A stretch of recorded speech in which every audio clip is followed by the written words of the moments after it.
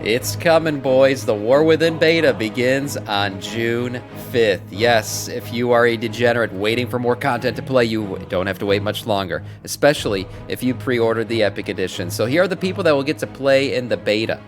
Basically, if you have pre-ordered the Epic Edition of the game, you will automatically get beta access. Also, there's another backdoor way. If you were invited to Alpha, your account will be automatically converted into a beta account and you will be able to play beta off of that. So if you were lucky enough to get Alpha, you won't have to purchase the Epic Edition of the game. For the rest of us peasants out there, yeah, the Epic Edition is going to be required. I'm going to be forced to buy it. I'm going to end up doing it probably this weekend. So what happens with the War Within beta? Well, we're basically going to get to play everything that's currently available. Everything you saw in Alpha, maybe a bit more polished up, but we'll be getting straight into that stuff. Beta will include everything that has to do with the War Within, including all the zones, the dungeons, the delves, the warbands, the leveling experience, and of course, playable Earthen, which will probably be the stuff that I'm going to experience. I personally don't like playing beta too much, and because then I'm going to replay the content when the actual expansion comes out. I like to play all that content when it's finished.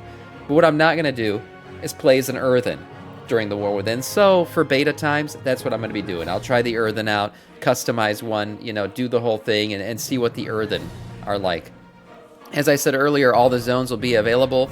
That includes the designated sector, the Isle of Dorn, the Ringing Deeps, Hallowfall, and Azj-Kahet. Yes, we will also all be able to make Earthen, customizing them to our heart's desire, playing through their intro scenarios and their intro starting zones and all that stuff, so that should be fun. All the dungeons will be available, including the level up dungeons, the Rookery, the Stone Vault, the Priory of Sacred Flame, and the City of Threads, and then the max level dungeons, Cinderbrew, Meadery, Darkframe Cleft, the Dawnbreaker, and Old City. We'll have to level up, so if you don't want to use the Dungeon Finder to take part in the dungeons with other players, you can continue the campaign story with follower dungeons, which will be available through this playthrough beta as well. So if you don't want to be social, you don't have to be social. Who said you got to touch grass to play this game? The Nerubar Palace raid will also open up at some point. Players can also expect the new tiers and rewards for their different things. We'll have to see when the raid opens up. Usually raid testing is towards the end of beta. We'll see how that goes. The new delves will also be testable. Not sure how far we're going to get along in terms of testing out these mounts, the customizations available for them.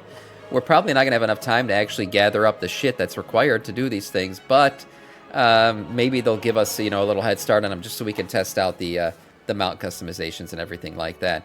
Again, pre-purchasing the Epic Edition of the War Within will in fact give you access to this. It will also give you the 3-day early access to the expansion when it launches. Now, when will the expansion launch? Well, boys and girls, I've been telling you certain dates, and you guys weren't believing me. It's time to dig into this chart because we know a lot of dates now on here. So, the War Within beta is coming out on June 6th, as we said, and that's right here, right? Now, how long does beta usually last? About 4 weeks, okay? About 4 weeks. It looks like pre-patch is going to hit halfway through beta, based on how the art is lining up here, right? This is about a halfway mark. So, if we can say that these dashes right here, right, mark the official beginning of summer, which would be June 20th, 21st, depending on which hemisphere of the Earth you're on. We're going to do some real science here. Yes, the Earth is not flat, it is round. 21st, 20th, that would be your summer solstice, right? That's the official beginning of summer. I saw people commenting in my last video where I did this prediction. Oh, wait, we talk about summer is early June. No, I'm talking about the official NASA definition of when summer starts, okay? Here it is, June 21st, right? Guys, if we're saying that beta is going to be about, 4 weeks, as I said, 2 weeks off of June 6th would put us at which date? June 20th. That would be a Thursday. The next Tuesday would be June 25th. Wow, that's crazy. That comes like 4 days after the start of the summer, which kind of lines up with how small this gap is, right? Look at that. Kind of lines up with how small this gap is, doesn't it? Okay, so now we know pre-patch most likely launching. It would be on that Tuesday, June 25th. Now, keep following me, you degenerates. Don't get lost now. Keep following me because we're going to keep going here. How long does a pre-patch typically last? Well, Dragonflight pre-patch was actually, it was in 2 phases. Now, we've had pre-patches that lasted 4 weeks, and we've had pre-patches that have lasted a little bit longer. Now, if we take a look at, time running, pandemonium, all this stuff, how these things are lining up here, we got 2 phases of pre-patch in Dragonflight, okay? It was kind of divided up. It lasted a bit longer. So let's say pre-patch here is going to last us about 6 to 8 weeks. Okay, 6 to 8 weeks. Taking pre-patch, as I said, starting on June 25th. Let's take a little dive here. That takes us to June 2nd. That would take us to July 2nd, July 9th. July 16th would take us 3 weeks out. July 23rd, 4. July 30th would be 5. August 6th would be 7. And then August 13th would put us at an 8-week pre-patch.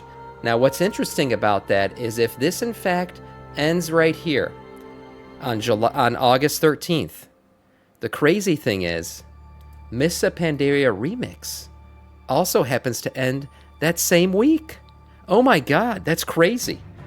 That's crazy because it all seems to be lining up. It would actually be the following Monday. Mists of Pandaria would end on August 19th. Remix would end on August 19th, putting us at a launch for World of Warcraft The War Within that next Tuesday, because Mists of Pandaria Remix ends on a Monday. It would either be August 20th or August 27th would be the next Tuesday.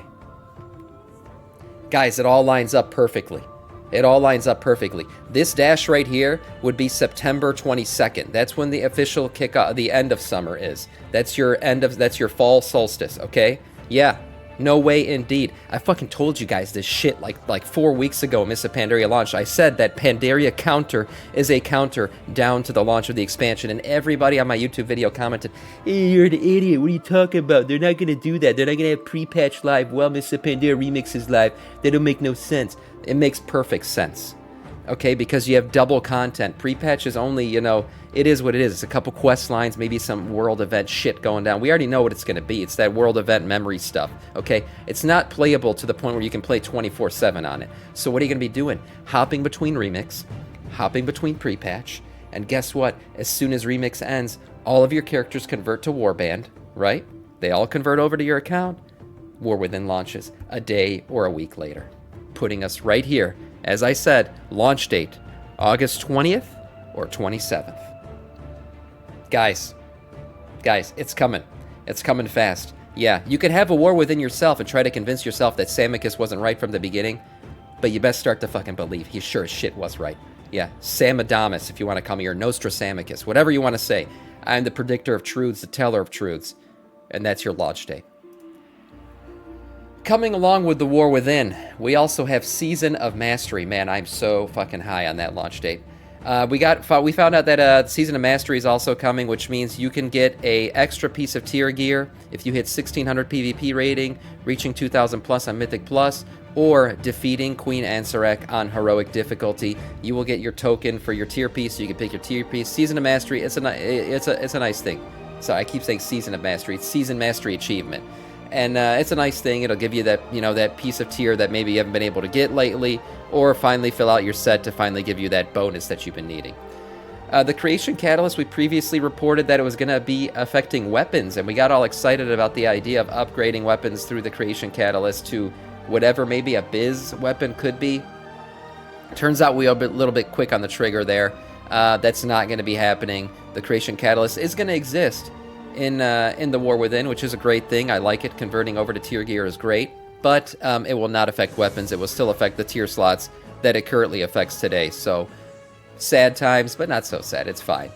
War Within Remix, the WoW Remix developer updates have come out as well, and they have released some patch notes saying that they are not planning on lowering the bronze cost of any upgrade gear. So people were recently complaining about, how they had a hard time with the frog event and the frog farming and not having enough bronze to upgrade and get the shit they want, and it was making people sad. Blizzard recently patched in the ability to basically get bronze at while you're leveling up in big patches. I believe it was level, I want to say 30, 40, 60, those end levels, whatever. There was like 3 sets of levels that once you hit those levels, you got a ton of bronze. Here it is, 50, 60, 70. You get 40,000 bronze when you hit 70 and a bunch of others, whatever it is.